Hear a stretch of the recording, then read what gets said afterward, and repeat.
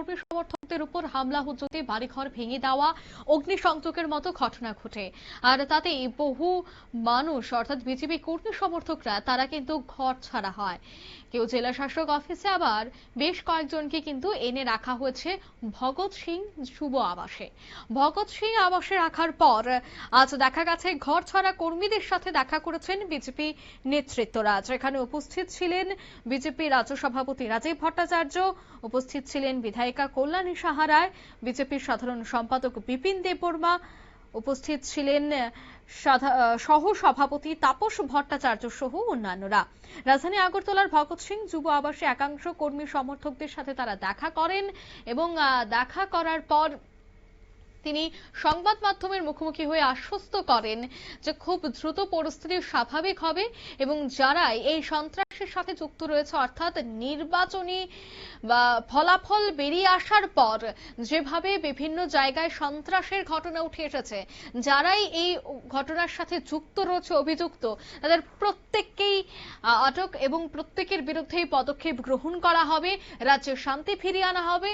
যারা বর্তমানে ঘর ছাড়া রয়েছেন তাদের প্রত্যেককেই বাড়ি ফিরিয়ে দেওয়া হবে, শান্তিপূর্ণভাবে রাজ্যের শান্তি কায়েম করা হবে, সে বিষয়টি আশ্বস্ত করেন রাজীব ভট্টাচার্য। কি বলেছেন তিনি শোনাবো প্রথমে। এখনো তারা এখানে রয়েছে। না, দেখুন, নির্বাচনের পর নির্বাচনের রেজাল্টের ফলাফলের পর বিভিন্ন জায়গায় হামলা হুজ্জুতি করা হচ্ছে, বাড়িঘর ভাঙচুর করা হয়েছে। এখানে কয়েকজন আমাদের সহকর্মী সমর্থকরা এখানে আছেন, তাদেরকে দেখার জন্য আমরা এসেছি এবং তাদের সঙ্গে কথাবার্তা আলাপ আলোচনা হয়েছে, কথাবার্তা হয়েছে। মাননীয় মুখ্যমন্ত্রীর সঙ্গে কল্যাণীদি এবং আমার এবং আমাদের ভাইস প্রেসিডেন্ট সবার সঙ্গে কথাবার্তা হয়েছে, আলাপ আলোচনা হয়েছে। আমরা ইতিমধ্যেই মাননীয় মুখ্যমন্ত্রী পশ্চিমবাংলার প্রচারে আছেন, উনি হয়তো সম্ভবত আজকে ফিরে আসছেন।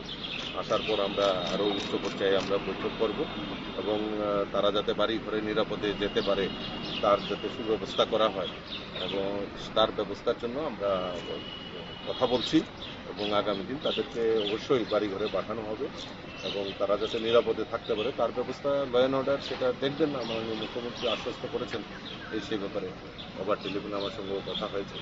তো আমরা চাই তাড়াতাড়ি তারা বাড়িতে ফিরুক এবং তাদের যেভাবে তাদের, আমি একটা জিনিস অবাক হলাম যে আজকে থানসা আমরা বলছি, কিন্তু থানসাদের উপর আক্রমণ সংগঠিত করছে।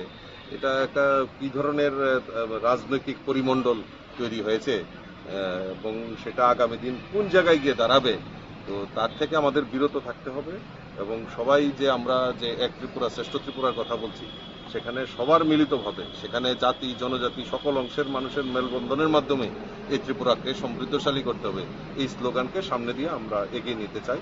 এটাই আমাদের মূল লক্ষ্য। নির্বাচন তো সন্ত্রাসের ফলে কয়টা শেল্টার ক্যাম্প হলো এবং কতজন আশ্রিত রয়েছে সারা রাজ্যে? তা দেখুন, আমি গতকালকে আমি পার্লামেন্টে ছিলাম, গতকালকে আমি ফিরে আমি আমাদের যারা টিম অলরেডি নির্বাচনের পরের থেকেই আমাদের প্রণজিৎ সিংহ রায়, টিঙ্কু রায়, মিনিস্টাররা নেতৃত্ব এবং পার্টির নেতৃত্ব তারাও ঘোরাঘুরি করেছেন বিভিন্ন জায়গায়।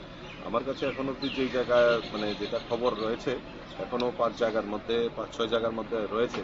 আমি আজকে আমার টিম কল্যাণীদি, আমার চিফ হুইপ সহ পার্টির ভাইস প্রেসিডেন্ট, জেনারেল সেক্রেটারি, আমরা আজকে বেরিয়েছি, বিভিন্ন জায়গায় আমরা কথাবার্তা বলবো এবং পরবর্তী সময় কি পদক্ষেপ নিচ্ছি তা আপনাদের সামনে পরিষ্কার হবে।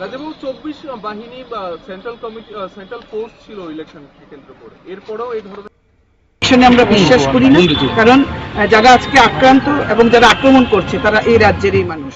তাই কথা বলে যাতে সুষ্ঠু সমাধান হয় সেটা আমরা দেখছি। আমাদের রাজ্যের সভাপতি তিনি সংসদ সেরে দৌড়ে এসছেন, কালকে থেকে আমরা মিটিং করছি এবং আজকে গোটা রাজ্যে তিনি যাচ্ছেন, কর্মীদের নিরাপত্তার ব্যবস্থা করছেন। বাকি সবগুলো রাজ্য সরকার এবং আমাদের দল পুরোটাই দেখছেন। আমরা আশা করব আপনারা ইতিমধ্যেই দেখবেন যে আপনারা শুনলেন দুজনেরই বক্তব্য এবং তারা জানাচ্ছেন যে এ ধরনের ঘটনা যেন আর না ঘটে, শান্তি ফিরিয়ে আনা যায় সেই চেষ্টাই করা হচ্ছে। অন্যদিকে যে ছবি ধরা পড়ছে ক্যামেরায়, সেখানে দেখা যাচ্ছে যে রাজীব ভট্টাচার্য সহ অন্যান্য বিজেপি নেতৃত্বরা তারা ভগৎ সিং এ পৌঁছা মাত্রই কিন্তু কর্মী সমর্থকরা তারা ক্ষোভ উগরে দেয়, তাদের ক্ষোভের বহিঃপ্রকাশ ঘটে। নিয়ে নিচ্ছি ছোট্ট একটি বিজ্ঞাপন বিরতির সঙ্গে থাকুন।